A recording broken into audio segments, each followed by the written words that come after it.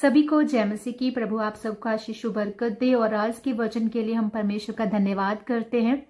आज का वचन का विषय है मेरा कि गलत सलाह का परिणाम। अक्सर हम लोग जो है वो सही सलाह लेते हैं तो हम बचाए जाते हैं, हम ब्लेस होते हैं। और अक्सर हम लोग जो है वो गलत सलाह ले लेते हैं अपनों की और हम उसका नुकसान झेलते हैं। मैं इसी में से पवित्र शास्त्र से आपको एक उदाहरण देकर समझाना चाहूंगी कि हमें सलाह किसकी लेनी चाहिए और कब और किस तरह से हमें जो है बचे रहना है ऐसे लोगों से। हम पहला राजा 12 उसका 8 वर्ष में देखते हैं, वहां पर रहोबियाम का वर्णन है। रहोबियाम जो है वो सुलेमान का बेटा है जब वो राजा बनता है। और वहां पर हम देखते हैं रहोबियाम ने उस सम्मति को, उस सलाह को छोड़ दिया जो बूढ़ों ने उसको दी थी और उन जवानों से सम्मति ली जो उसके संग बड़े हुए थे और उसके सम्मुख उपस्थित रहा करते थे। यहाँ पर हम देखते हैं बुद्धिमान राजा सुलेमान का जो पुत्र है वह रहोबियाम जब राजा बना तो उसके सामने उसकी पूरी प्रजा आकर प्रश्न करती है और जिसका जवाब उस राजा के पास भी नहीं होता। और वो 3 दिन का समय मांग लेता है। वो बेचैन हो जाता है कि वो अपनी प्रजा को क्या जवाब देगा।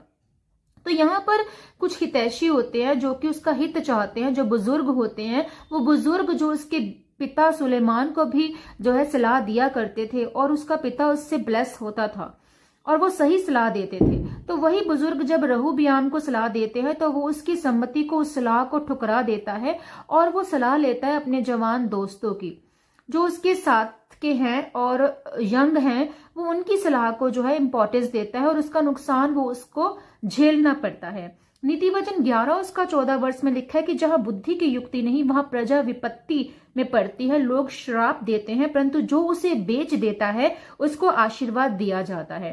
तो हमें ये देखना है कि जो बुद्धि की युक्ति से चलते हैं, जो ब्लेस है, जो पवित्र आत्मा की अगुवाई में चलते हैं, वो लोग आपको सलाह देते हैं, जो आपका हित चाहते हैं, तो आप भलाई वो आपके साथ कर रहे हैं। पर अगर लोग बुद्धि में ना चलने वाले, पवित्र आत्मा से दूर, परमेश्वर से दूर, जो आपका भला नहीं चाहते, वो आपको सलाह देंगे तो वो आप डूब जाएंगे। याकूब 3 उसका 17 वर्ष कहता है, पर जो ज्ञान ऊपर से आता है वो पहले तो पवित्र होता है, फिर मिलनसार, कोमल और मृद भाव और दया और अच्छे फलों से लदा हुआ और पक्षपात और कपट रहित होता है। यहाँ पवित्र आत्मा इन वचनों के द्वारा हमसे सवाल करता है कि आज हम किसकी सलाह पर चल रहे हैं।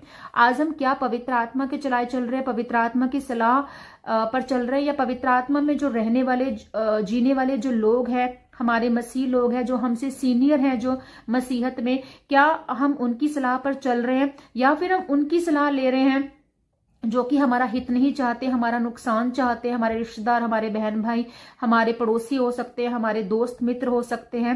तो बहुत से ऐसे लोग हमारे इर्द गिर्द होते हैं जो हमारा भला नहीं चाहते पर हमें लगता है कि वो हमारा भला चाहते हैं।